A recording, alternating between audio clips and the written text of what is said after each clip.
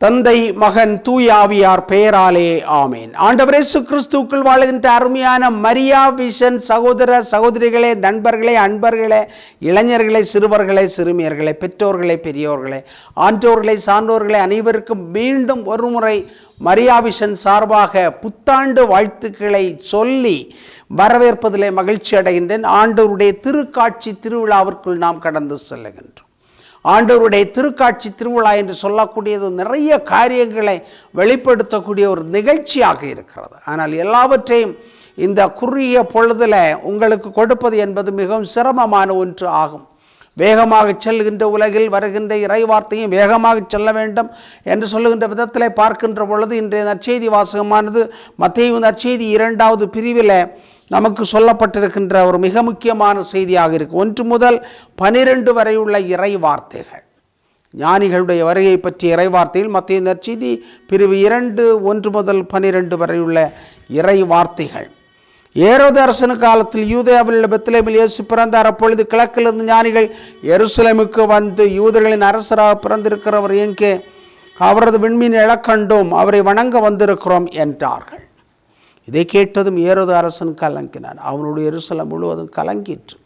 அவன் எல்லா தலைமை குருக்களையும் மக்களிடையே இருந்த மறைநூல் அறிஞர்களையும் ஒன்று கூட்டி மெசியா எங்கே பிறப்பார் என்று அவர்களிடம் விசாரித்தான். அவர்கள் அவனிடம், யூதேயாவில் உள்ள பெத்லகேமில் அவர் பிறக்க வேண்டும், ஏனெனில் யூதா நாட்டு பெத்லகேமை யூதாவின் ஆட்சி மையங்களில் சிறியதே இல்லை. ஏனெனில் மக்களாகி இஸ்ராயேலை 1000 என ஆள்பவர் ஒருவர் ஒன்னிலிருந்தே தோன்றுவார் என்றார் என்று இறைவாக்கினை எழுதியுள்ளார் என்றார்கள். பின்பு ஏரோது யாருக்கும் தெரியாமல் ஞானிகளை அழைத்து கொண்டு போய் விண்மீன் தோன்றிய காலத்தை பற்றி விசாரித்து உறுதி செய்து கொண்டான்.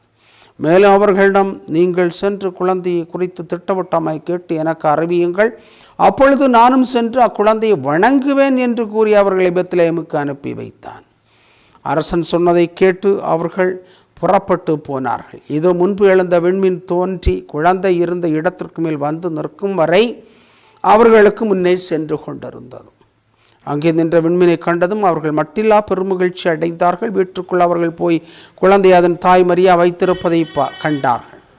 நெடுஞ்சான் கிடையாய் விழுந்து குழந்தையை வணங்கினார்கள். தங்கள் பேழைகளை திறந்து பொன்னும் சாம்பிராணியும் வெள்ளை போலும் காணிக்கையாக கொடுத்தார்கள். ஏரோதிடம் திரும்பி போக வேண்டாம் என்று கனவில் அவர்கள் எச்சரிக்கப்பட்டதால் வேறு வழியாக தங்கள் நாடு திரும்பினார்கள். கிறிஸ்து வழங்கும் நற்செய்தி. கிறிஸ்துவே உமக்கு புகழ். இறை இயேசுவுக்குள் வாழுகின்ற அருமையான என் சகோதர சகோதரிகளே, திருக்காட்சி திருவிழா என்று சொன்னாலே நமக்கு 3 ராஜாக்களின் திருவிழா என்று அர்த்தமாக கொள்ளுகின்றோம். 3 ராஜாக்கள் 3 திசைகளிலிருந்து வந்தார்கள் என்று சொல்லப்படுகிற ஒன்று ஐரோப்பா கண்டத்திலிருந்து சொல்லப்படுகிறது, இன்னொன்று ஆப்பிரிக்கா கண்டத்தில் உள்ளவர் என்று சொல்லப்படுகிறது, இன்னொன்று ஒருவர் ஆசிய கண்டத்திலே உள்ளவர் என்று சொல்லப்படுகிறது. ஆக 3 பேர்கள் வந்தார்கள். தந்தை மகன் தூயாவி போன்று 3 பேர்கள் வந்தார்கள். அதாவது மெல்கியோர் கஸ்பார் பல்தசார் ஆகிய 3 பேர் வந்தார்கள். இவர்கள் பொன்னும் தூவும் வெள்ளை போளம் கொண்டு இயேசுவுக்கு காணிக்கையாக வைத்தார்கள் என்று சொல்லப்படுகிறது. 3 பேரும் ஞானிகள் என்று சொல்லப்படுகிறது. ஞானிகள் என்று அந்த காலகட்டத்தில் யாரை சொன்னார்கள்? குருக்களை சொன்னார்கள், அரசர்களை சொன்னார்கள், தத்துவ ஞானிகளை சொன்னார்கள். இவர்களைத்தான் ஞானிகள் என்று சொன்னார்கள். அதனுடைய அடிப்படையில் பார்க்கின்ற பொழுது இந்த 3 பேரும் மெல்கியோர், பல்தசார் போன்றவர்கள் நிச்சயமாக அவர்கள் அது சமூகத்தில் அதிகமாக கற்று தேர்ந்தவர்களாக இருந்திருக்க வேண்டும், அல்லது பெரிய பணக்காரர்களாக இருந்திருக்க வேண்டும், அல்லது அதிகமான தத்துவங்களை கற்று அறிந்தவர்களாக இருந்திருக்க வேண்டும். எது எப்படி இருந்தாலும் இயேசுவை வந்தார்கள், கண்டார்கள், வணங்கினார்கள், பரிசுகளை கொடுத்தார்கள், சென்றார்கள். இந்த விழா நமக்கு என்ன சொல்லுகிறது என்பதுதான் மிக மிக முக்கியமான ஒன்று ஆகும். இயேசுடைய பிறப்பில் இன்று மக்கள் சந்திக்கக்கூடிய மிக முக்கியமான இடம் ஸ்டார் ஆஃப் ஜெருசலேம். எருசலேமில் சென்றால் இயேசுனுடைய பிறந்த இடத்துல அழகான ஒரு ஸ்டார் போடப்பட்டிருக்கிறது. நட்சத்திர வடிவத்தில் அழகான தகடுகளால் பதிக்கப்பட்டு இயேசு இந்த இடத்தில் பிறந்தார் என்று சொல்லப்பட்டிருக்கிறது. இதை நாம் நம்புகின்றோம், ஏற்றுக்கொள்கின்றோம். எப்படி இருந்தாலும் star of Jerusalem, star of Bethlehem என்று சொல்லுகின்ற விதத்தில் அந்த ஸ்டார், அந்த ஞானிகளை வழி நடத்திய நட்சத்திரம் இருக்கிறது, விண்மீன் இருக்கிறது. அந்த விண்மீனை நாம் இன்று சிந்திக்கின்றோம். விண்மீனுடைய தன்மைகளை சிந்திக்கிறோம். விண்மீன் நம்மை அண்ணார்ந்து பார்க்க வைக்கிறது. உயரத்திலே பார்க்க வைக்கிறது, சிந்திக்க வைக்கிறது, கேள்விகளை எழுப்ப வைக்கிறது. இவைகளெல்லாம் விண்மீனுடைய தன்மையாக இருக்கிறது. விண்ணிலே இருந்து கொண்டு நமக்கு இங்கே வெளிச்சம் காட்டுவது இல்லை, அது வழிகாட்டலாம். நிச்சயமாக கடலிலே செல்கின்றவர்களுக்கு, காட்டுக்குள் செல்கின்றவர்களுக்கும் அந்த விண்மீனானது வழிகாட்டக்கூடிய வழிகாட்டியாக இருக்கிறது, ஒளிகாட்டுகிறது. நடந்து செல்வதற்கு ஒளிகாட்டுகின்ற விளக்கு போன்று வழிகாட்டியாக திசையை காட்டுகின்ற ஒரு அருமையான ஒரு படைப்பாக இருப்பதை பார்க்கிறோம். ஒளி உண்டாகு என்று ஆண்டவர் சொன்னார். ஒளி உண்டாயிற்று. ஒளிதான் மிக மிக முக்கியமான ஒன்று உலகத்தில் என்று. ஒளி நமக்குள் இருக்க வேண்டும். அந்த ஒளி என்றால் என்ன என்று பார்க்கின்ற பொழுது வெறும் கண்களால் பார்க்கின்ற ஒளி மட்டுமல்ல, பொருட்களை பார்ப்பதற்கான ஒளி மட்டுமல்ல, இந்த உலகத்திலே வாழுகின்ற உயிரினங்களையெல்லாம் உயிர்விக்கின்ற, புத்துயிராக்குகின்ற, வாழ்விக்கின்ற, வளர வைக்கின்ற, பலுகி பெருகச் செய்கின்ற ஒளி மட்டும் அல்ல, மாறாக உள் ஒளியாக இருக்க வேண்டும். அதுதான் மிகச்சிறந்த ஒரு வழிகாட்டியாக இருக்க முடியும். எனவே உன் கண்தான் உனக்கு விளக்கு என்று சொன்ன ஆண்டவர் இயேசு கிறிஸ்து அந்த விளக்கிலே ஒளி இருக்க வேண்டும். கண்ணிலே பார்வை இல்லை என்றால் பார்வை இழந்தவராக மாறிவிடுவோம். பார்வையை கண்ணிலே இல்லாவிட்டாலும் உள்ளத்தில் இருந்தால் ஒளி படைத்த கண்ணினாய் வாகவா என்று சொல்லுகின்ற விதத்தில் பாரதியார் சொல்லியிருப்பார். எனவே ஒளி படைத்த கண்ணினாய், உறுதி கொண்ட நெஞ்சினாய், இவைகள் அனைத்துமே உள் ஒளியை குறிக்கக்கூடிய ஒன்றாக இருப்பதை பார்க்கிறோம். எனவே கிறிஸ்து பிறப்பு விழாவை தொடர்ந்து வருகின்ற இந்த திருக்காட்சி திருவிழா என்பது நமக்கு சில காரியங்களை வெளிப்படுத்த வேண்டும். அண்மையில் விஜயகாந்த் அவர்கள் நடிகராக இருந்தவர் மறைந்து போனார் என்று நாம் கேள்விப்பட்டு வருத்தப்பட்டோம். அது அவருடைய செய்திகளை, அவருடைய இறப்பின் செய்திகளை, அவருடைய மரண ஊர்வலத்தை, அவருடைய இறுதி சடங்கினுடைய ஊர்வலத்தை பார்க்கின்ற பொழுது எனக்குள்ளே தோன்றிய எண்ணம் என்னவென்று சொன்னால், அவர் ஒரு ஒளியாக பலருக்கு இருந்திருக்கிறார். காரணம் என்னவென்று சொன்னால், சொத்துக்கள் நிறையவற்றை ஏழைகளுக்கு கொடுத்திருக்கிறார். சமமாக இருந்து உணவருந்துகின்ற பழக்கத்தை ஏற்படுத்தி இருக்கிறார். சக நடிகர்கள் முதல் எல்லோரையும் சமமாக பார்க்கின்ற, தானின் உண்ணுகின்ற உணவையே எல்லா வேலையாட்களுக்கும் கொடுக்கின்ற விதத்தில் அவருடைய உள் ஒளி இருந்திருக்கிறார். நிறைய ஏழைகளுக்கு நிறைய செய்திருக்கிறார். எனவே தான் அவருடைய அந்த கருணை இல்லமானது கருணையால் நிரம்பி வழிந்திருக்கிறது என்று பத்திரிகையாளர்கள் இப்பொழுது நிறைய சொல்லிக்கொண்டே இருக்கின்றார்கள்.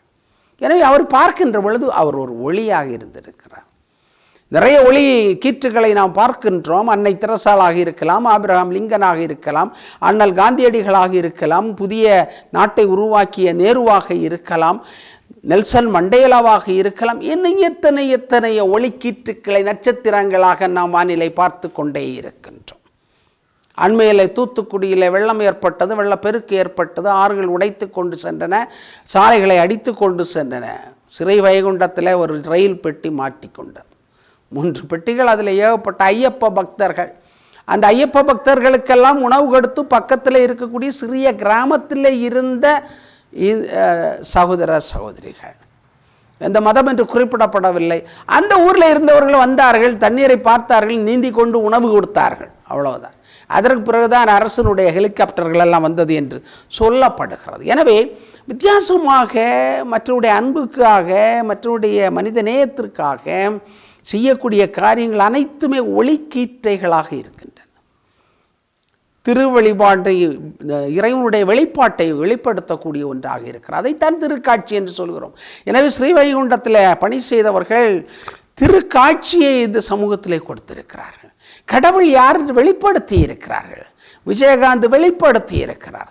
இன்னும் எத்தனையோ நிலைகளில் இருக்கின்றவர்கள் வெளிப்படுத்தி கொண்டே இருக்கிறார். எனவே இந்த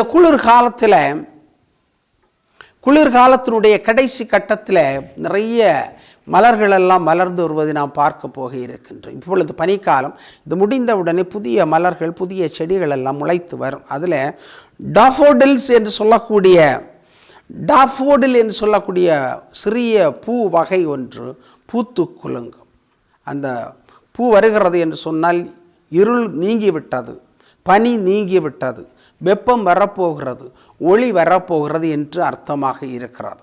அந்த டாஃபோடில் என்று சொல்லக்கூடிய மலர் எதை குறிக்கிறது என்று சொன்னால், அந்த மலருடைய தன்மை என்னவென்று சொன்னால், கிரியேட்டிவிட்டி, படைப்பாற்றல், உற்சாகம், உள்ளார்ந்த தன்மைகள், நியாயங்கள், நீதிகள், நேர்மைகள் போன்ற பல்வேறு குணங்களை எல்லாம் வெளிப்படுத்தக்கூடிய ஒன்றாக இருக்கிறது என்று சொல்லுகின்றார்கள். அந்த மலர்கின்ற காலகட்டத்தில் பனியானது விலகி செல்லுகிறது, இருள் விலகி செல்லுகிறது, மறைந்து கிடக்கின்ற அந்த விதைகளெல்லாம் முளைத்தெழுந்து அழகான மலர்களை கொண்டு வந்து நம்பிக்கை கொடுக்கிறது என்று சொல்லுவார்கள்.